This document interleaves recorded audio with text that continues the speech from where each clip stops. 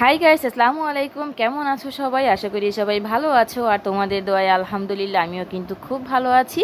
তো বরাবরের মতো আরও একটি ব্লগ ভিডিও নিয়ে তোমাদের সামনে হাজির হয়ে গেলাম। তো আজকের ব্লগ ভিডিওটা কিন্তু আমার একটু অন্যরকম। আজকে কিন্তু আমার দৈনন্দিন কাজগুলো তোমাদের সাথে শেয়ার করব না। আজকে হচ্ছে আমি কিভাবে প্যান কার্ড সালোয়ারগুলো সেলাই করি বা কাটিং করি, সেটাই হচ্ছে তোমাদের সাথে সেলাই করব, মানে দেখাবো, সরি। তো আজকে না আমি এখানে একটা কাপড় নিয়েছি, আর এই কাপড়টা কিন্তু গার্মেন্টসের যে কাপড়গুলো হয় সেটা। তো এটা আমি নিয়ে এসেছি আমার শ্বশুরবাড়ি থেকে। তো ওইখান থেকে এই কাপড়টা নিয়ে এসেছি, একটা ব্লগ ভিডিওতে কিন্তু আমি দেখাইছিলাম। তো এই কাপড়টা কিন্তু খুবই ভালো, আর মানে সালোয়ারের জন্য খুবই ভালো হবে। তো তাই ভাবলাম যে এটা দিয়ে আমি একটা প্যান কার্ড সালোয়ার কেটে ফেলি। আর এটা কিন্তু আমি পায়ের নিচে একটা ডিজাইন দিব। ডিজাইনটা এখানে করিনি, কারণ এটা হচ্ছে যখন সেলাই করব তখন এই ডিজাইনটা দিব, আর এখন দেখা যাচ্ছে কাটা যাবে না। তো এই সালোয়ারটা যখন নাকি ফুলফিল রেডি হয়ে যাবে অবশ্যই কিন্তু আমি তোমাদের সাথে শেয়ার করব যে সালোয়ারটা কেমন হয়েছে।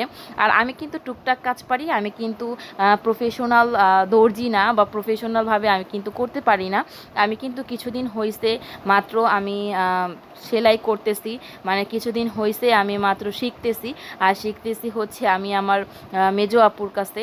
আমি আমার ছোটোকাল থেকেই বড়কাল পর্যন্ত আমার জীবনে যত জামা মানে কিনেছি বা যত জামা বানিয়েছি সবগুলোই কিন্তু আমার মেজো আপুর হাতেই কিন্তু সেলানো। এমনকি আমি যে পরে আছি যে ড্রেসটা দেখতে পাচ্ছ সেটাও কিন্তু আমার মেজো আপুর হাতেই সেলানো। আমার মেজো আপুর কথা যতই বলবো ততই কম হয়ে যাবে, কারণ উনি আমার জীবনে মানে আমার এত এত এত জামা সেলাই করে দিছে যা বলার মতো না। আর এত এত কঠিন কঠিন ডিজাইন আমি ফেসবুক থেকে দেখাই তাকে দিছি, ইউটিউব থেকে দেখাই তাকে দিছি, সেটাও সে অনেক রাত জেগে সে বানাই দিছে।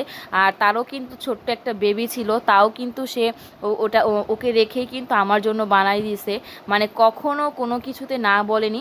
আরও নতুন নতুন ডিজাইনের জামা আমাকে বানাই দিছে এবং আমাকে ট্রাই করাইছে। তো যাই হোক, এখন একটু একটু শিখতেছি।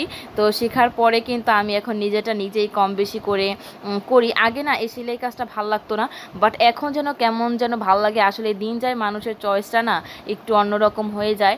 তো এখন সেলাই করতে মোটামুটি ভালোই লাগে, আর নতুন নতুন কিছু সেলাই করতে তো আরোই ভাল লাগে। তো যাই হোক, সব কিছুই কিন্তু আস্তে আস্তে করতে হয়।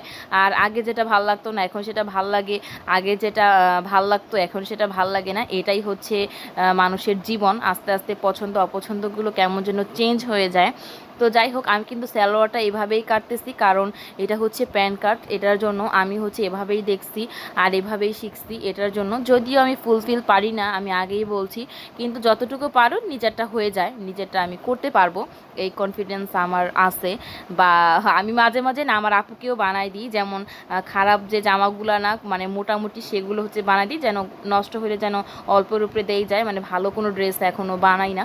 তো যাই হোক, এটা যখন সেলাই করব তোমাদের সাথে শেয়ার করব। আর কাটিংটা কেমন হয়েছে অবশ্যই কিন্তু কমেন্টস